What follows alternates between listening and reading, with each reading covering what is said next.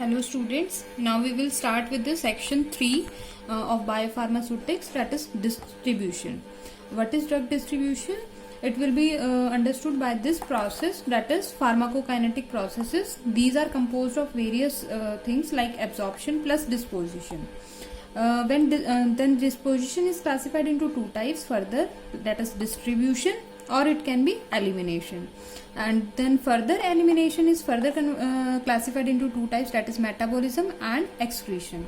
Now what is difference between all these? As you have already heard about the pharmacokinetic processes, that is it is composed of ADME, absorption, distribution, metabolism and excretion.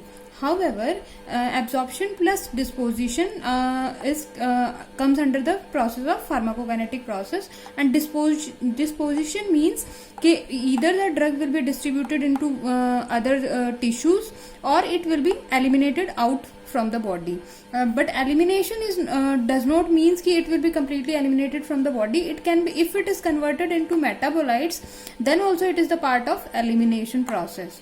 And if it is completely excreted, means it is complete removal of the drug takes place from the body, it is known as excretion. So whole process is composed of absorption, distribution, metabolism and excretion. As I have already discussed the process, that is absorption process. Now I will discuss about the distribution process of the drug.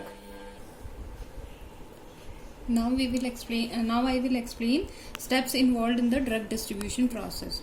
Suppose this is the capillary wall which is surrounding the blood. Capillary wall, and this is the cell membrane which is surrounding the tissue. So here it is blood, then it is capillary wall, then between the capillary wall and the cell membrane of the tissues there exists extracellular fluid.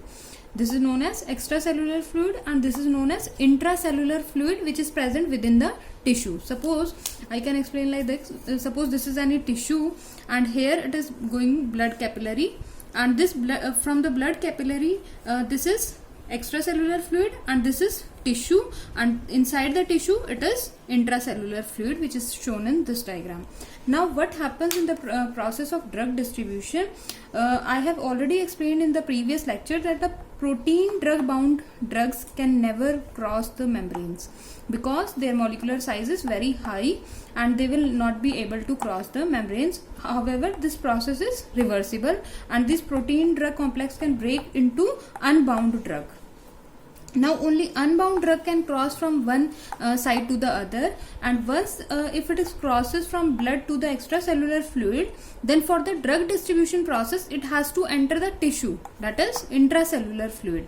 And here also only unbound drug can cross. Unbound drug will reach the tissue, and it may form protein drug complex inside the tissue, which with the proteins present within the tissue.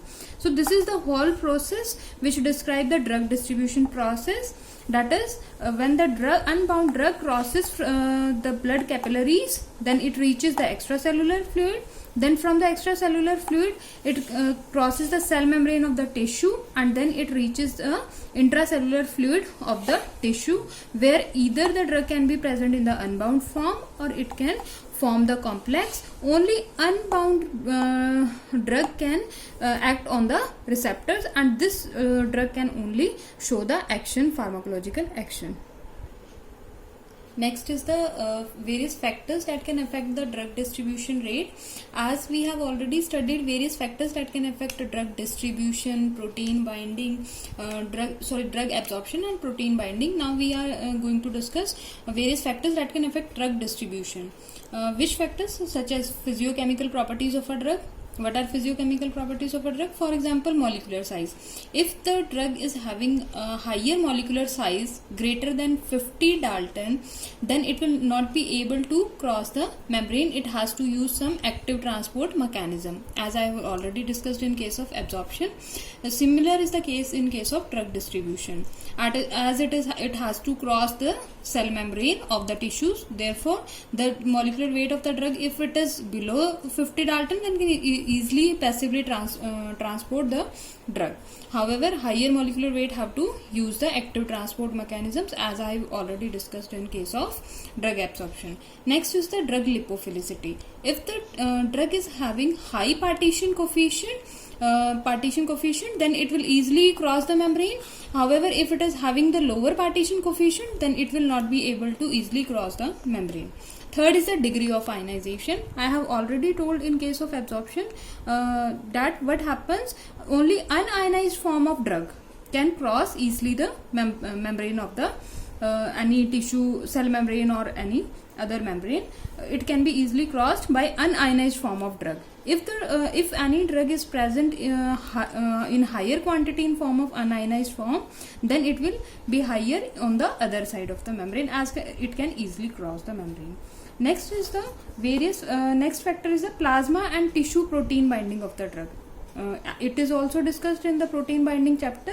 What happens if the drug is bound with the protein, then it is the complex is of higher molecular weight and it is not able to cross the membrane. So if the drug is having lower plasma protein binding, then the distribution of the drug will be higher.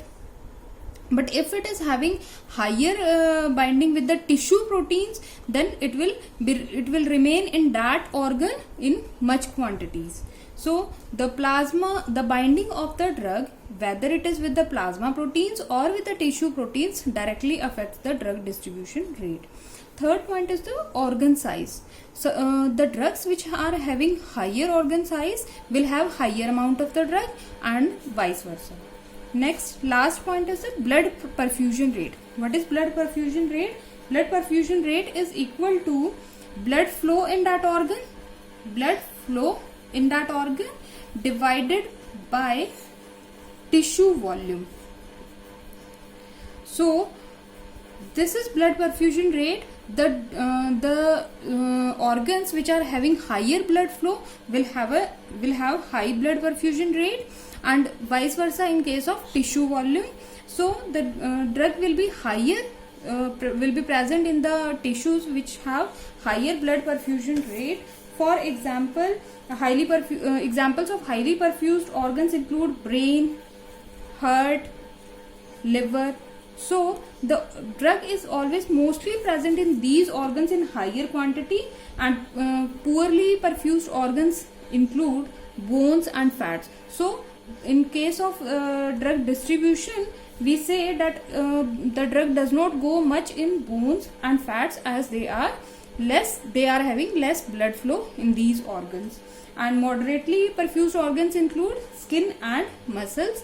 There will be lesser quantity compared to brain, but higher quantity compared to bone and fats. These are all factors.